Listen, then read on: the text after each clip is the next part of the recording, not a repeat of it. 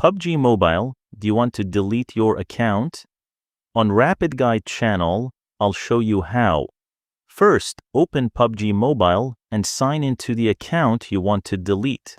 From the main menu, tap the settings icon. Then, look for the account or account management section and find the option related to delete account.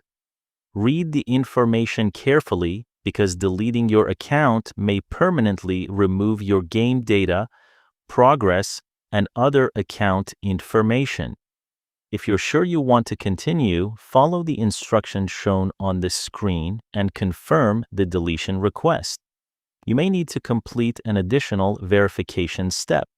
Once the deletion process is confirmed, follow any waiting period or final instructions provided by PUBG Mobile.